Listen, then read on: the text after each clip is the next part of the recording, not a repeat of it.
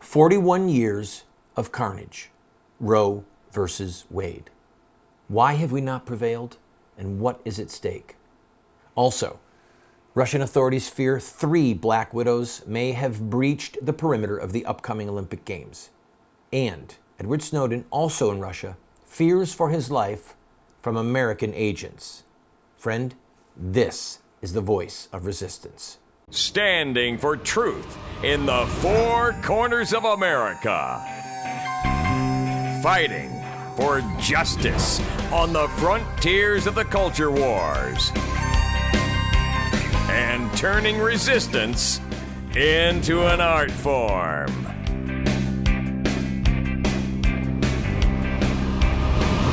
Randall Terry. On January 22nd, 1973, 7 Supreme Court judges upended the law of all 50 states and decriminalized the murder of unborn human beings to the day of birth. Roe vs. Wade and the accompanying case, Doe vs. Bolton, made it legal to kill an innocent human being up until the day of birth. The scriptures talk about blood crying out from the ground. Can you imagine how deafening the howl of 55 million children is right now? And for those of you who have participated in the death of your own child or in the death of your grandchild, surely you know the grief and the remorse and the plagued conscience that comes along with such a horrific deed. I'm not here to condemn you in any manner, shape, or form. There is a God in heaven who will forgive you and who will restore you. And even as David sang in Psalm 51, that after he was forgiven, that he would teach transgressors God's ways, and that sinners would be converted to him.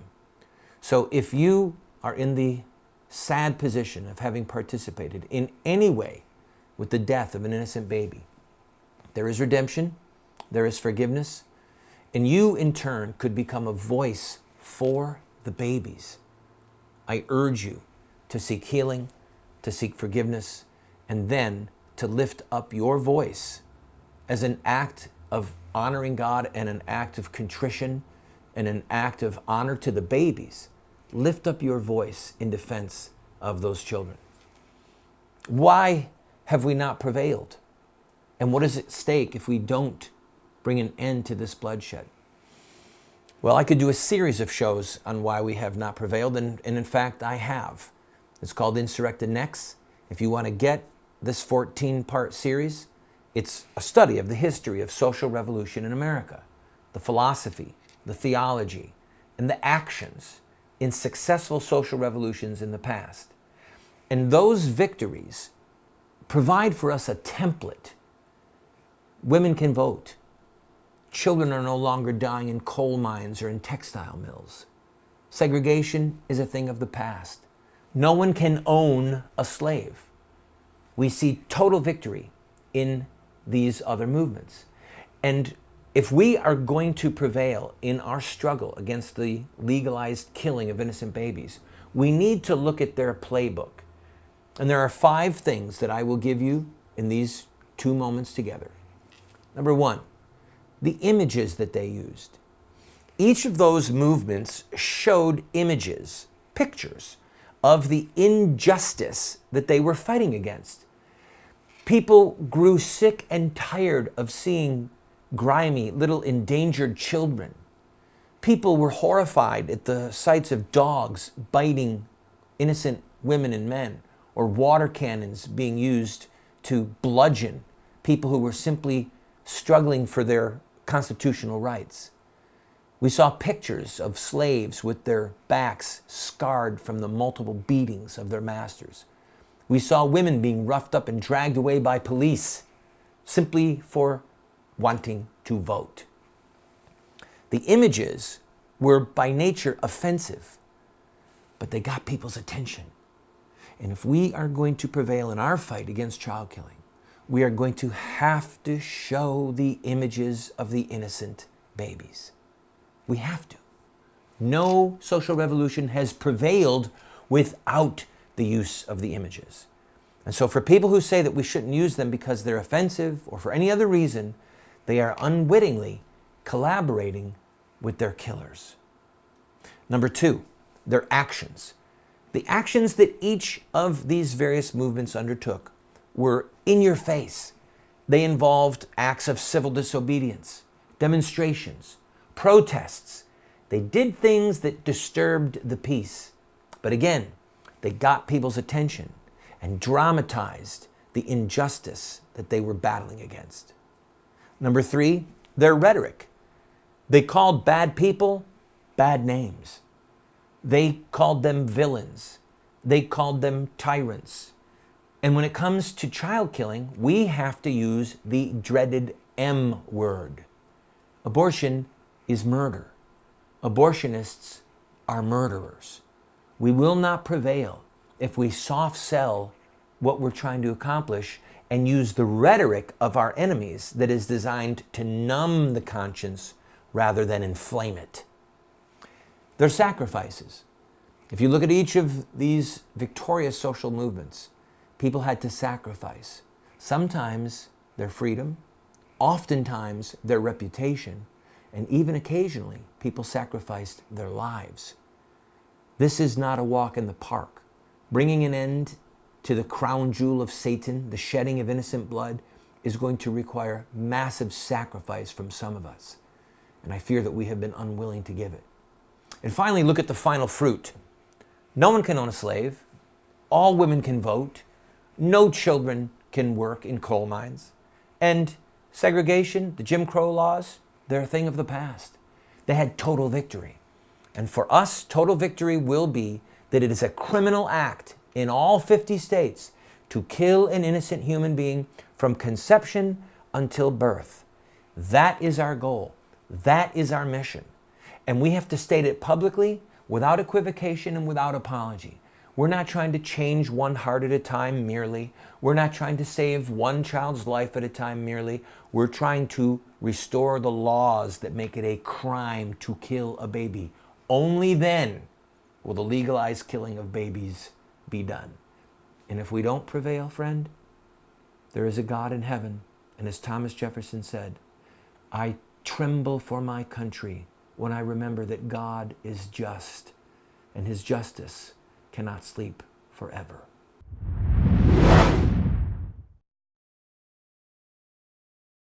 My wife and I, for 5 years, have been grinding our own wheat and baking our own bread from scratch. Within 2 hours, you can have fresh wheat in your hand and then piping hot bread come out of the oven. The most nutritious and delicious bread you will ever have. And we do it for under $1 a loaf. Call Paula's Bread and find out about this grain mill and the mixer and how it can save you money and change your life. If we are together, nothing is impossible. If we are divided, all will fail. Sir Winston Churchill.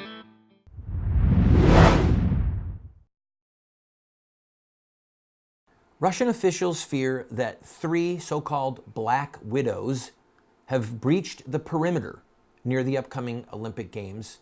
They fear that these women will be involved in a terrorist attack during the Olympics. Russian officials expressed their frustration, saying that it appears that these women are a part of a, quote, new group that is heretofore unidentified. I want to explain to you, they're not a part of a new group. They're part of a group that is 1,400 years old. They are part of the Islamic religion. In Islamic history, we see that the sword is critical. The use of terror, the use of killing is critical in the conversion of people to Islam and in public policy or law, or who controls the real estate and who controls the laws of a certain area. And this pattern begins with Muhammad himself. Abu Bakr, the first caliph who succeeded, the first successor, the first leader after Muhammad's death, said, and I quote, God sent Muhammad with this religion, and he strove for it until men accepted it voluntarily or by force. Once they have entered it, they were God's protégés and neighbors under his protection. So Abu Bakr, who was the father-in-law of Muhammad, by the way, he was the dad of the child bride, Aisha, he said God sent Muhammad, gave him this religion, and he preached. People could come in voluntarily or by force. He embraced it. He said, well, that's the way God wanted us to do it. We threaten them and they become Muslims and then they're safe. It's all good. God have mercy on us. I'm going to give you one example that involves Muhammad. There were a group of Jews from the village called Quraiza, and they were involved in a failed attempt to form a confederacy against Muhammad. Nothing came of it, and Muhammad was going to let it go. And when Muhammad was going back to Medina, he said that Gabriel met with him, the angel Gabriel, and I quote, God commands you, Muhammad, to go to Ben Quraiza. I am about to go to them to shake their stronghold. Muhammad said, Gabriel has been sent to Ben Quraiza to shake their castles and strike terror in their hearts. Strike terror in their hearts. So, a very long and horrific story, made short. Muhammad went back, they laid siege to the city. The elders of the city agreed to surrender and to appoint an umpire who would decide their fate. And they thought that, as Muhammad had done with other people, that they would simply take over all their homes, but let them leave with their lives and whatever chattel property, chattel belongings that they could carry. That was not to be. Here is what happened. Then the apostle went out to the market of Medina, which is still its market today, and dug trenches in it. Then he sent for them and struck off their heads in those trenches as they were brought up to him in batches. Among them was the enemy of Allah, Huyay, son of Akhtab, and Ka'ab, the son of Asad, their chief. There were 600 or 700 in all, though some put the figure as high as 800 or 900. As they were being taken out in batches to the apostle, they asked Ka'ab, their ruler, what he thought would be done to them. He replied, will you never understand? Don't you see that the summoner never stops, and those who are taken away do not return? By Allah, it is death. This went on until the apostle made an end of them. This is considered a glorious victory for the Muslims of that day. And notice that Muhammad was central. They were bringing the Jews to him in batches. The text says that he struck off their heads. It was a bloody, horrific mess. Here is what the Quran says about this. And he brought down those who supported them among the people of the scripture from their fortresses and cast terror into their hearts, so that a party you killed and you took captive a party. And he caused you to inherit their land and their homes and their properties and a land which you have not trodden. And ever is Allah over all things competent. We see from this Quranic verse, this passage, that God was striking terror into their hearts and that the Muslims took over the real estate. All of the men were killed, the women were made into sex slaves, and the children were taken by force and made slaves as well. So the Muslims of Chechnya and the surrounding area that are threatening acts of terror during the Winter Olympics are following the playbook of Muhammad. This should not surprise us, and we need to ignore when the Russian officials say it's some new group. No, it's the Muslims being faithful to the example set for them by the founder of their religion. If you need it in a bumper sticker, Jesus died to start Christianity. Muhammad killed to start Islam.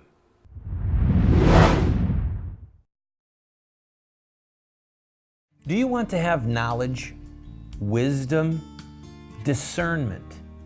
If so, you have to read good books on theology, history, books that look at the lives of great men and women.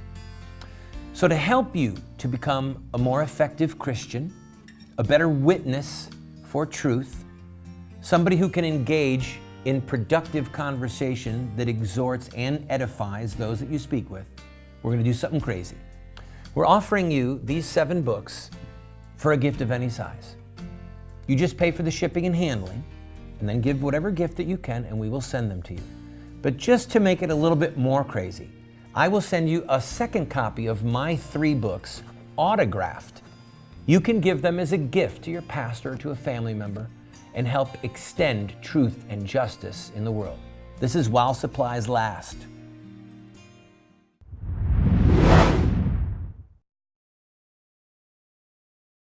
Edward Snowden's attorney in Russia has stated that Mr. Snowden is afraid for his life from American officials. This fear because various officials from the Pentagon and the NSA have spoken to reporters and said specifically that they would like to see him dead. One of them spoke of shooting him. Another spoke of poisoning him. Mr. Snowden regularly travels now with bodyguards, but their fear is that the bodyguard detail that he has is simply not enough. He has done all of us who love liberty and who do not want to live under a spying government. He has done all of us a great service, and it may cost him his life. But there's a lesson here for all of us. The NSA is still crushing our liberties. Our government is still protecting the brutal murder of innocent babies.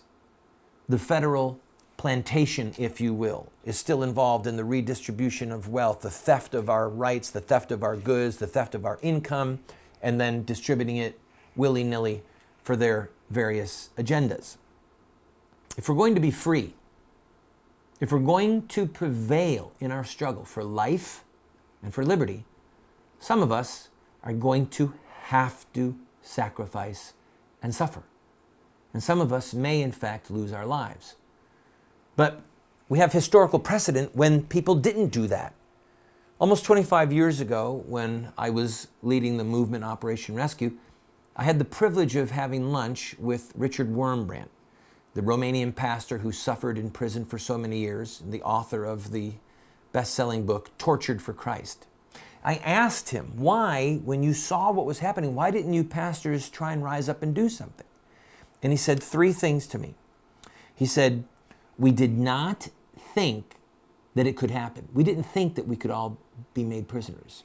He said, we did not want to lose what we had. And he said, we had false hopes that it would all just work out. Those words have never left me, and I submit to you that one of the reasons that we have not prevailed in our struggles, and one of the reasons that America is dying so slowly, but so tragically, is that those of us who have the truth, we know the truth, we're afraid to fight for it because we're afraid of losing what we have. Now, the author of the book of Hebrews said, consider him who endured such opposition from sinners, so that you will not grow weary and lose heart. In your struggle against sin, you have not yet resisted to the point of shedding your blood. In other words, if you're still alive, you're ahead of the game. The ultimate definition of courage is somebody who is willing to die for what they believe. And the most effective and dangerous people in the world, for truth or for lies, for justice or for tyranny, are those who are prepared to die for what they believe. Our duty is to live our lives in such a way that we are prepared to face God and to give an account for what we have done and what we have failed to do, for what we have said and what we have failed to say. And so, we need to learn from the words of Richard Wurmbrand. We need to not be afraid of losing what we have. We need to be willing to make sacrifices in our defense of the truth.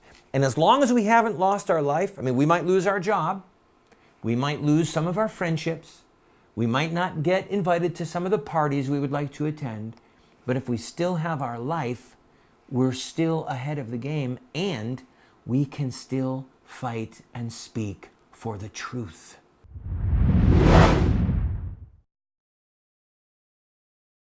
Do you want to get America out of the hands of wicked and unjust men and women who are destroying the republic before our eyes, and put leadership back into the hands of righteous men and women so that we don't die as a nation?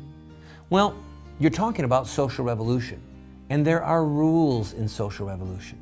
We can look at the victorious social revolutions of the past, such as the end of slavery, the end of child labor, women's voting rights, the end of segregation, and so much more, and learn from their victories.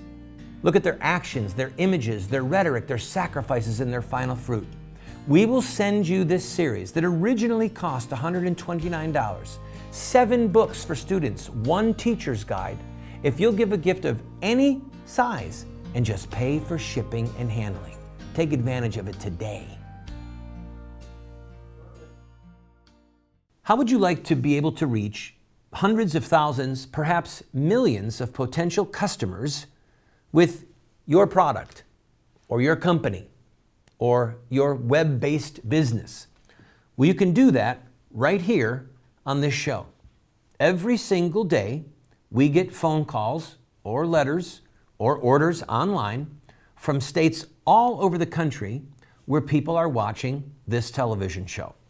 Right now, we are seen in 45 cities at 8:30 p.m. Eastern Time every night, and then a rerun again at 12:30 midnight. You can reach them using this show at advertising rates that are so inexpensive, it would blow your mind. So, if you're interested, contact us at the phone number that you see on the screen or the email address, and we can talk about how you can grow your business and help support this show.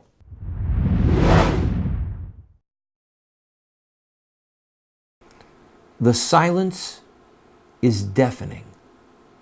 When you look at our American pulpits, when you look at our chancelleries, when you consider our Christian television and our Christian radio broadcasts, the silence is deafening. It used to be that our pulpits rang with cries for justice, but now the ring is getting quieter and quieter. This is not the first time that pulpits grew silent in the face of tyranny. Before World War II broke out, the German churches got quieter and quieter. After the war, German pastor Martin Niemöller wrote this in his book of Guilt and Hope. We preferred to keep silent. We are certainly not without guilt, fault. And I ask myself again and again, what would have happened if in the year 1933 or 1934, there must have been a possibility, 14,000 Protestant pastors in all Protestant communities in Germany had defended the truth until their deaths. If we had said back then, it is not right when Hermann Goering simply puts 100,000 communists in the concentration camps in order to let them die. I can imagine that perhaps 30,000 to 40,000 Protestant Christians would have had their heads cut off. But I can also imagine that we would have rescued 30 to 40 million people, because that is what it is costing us now.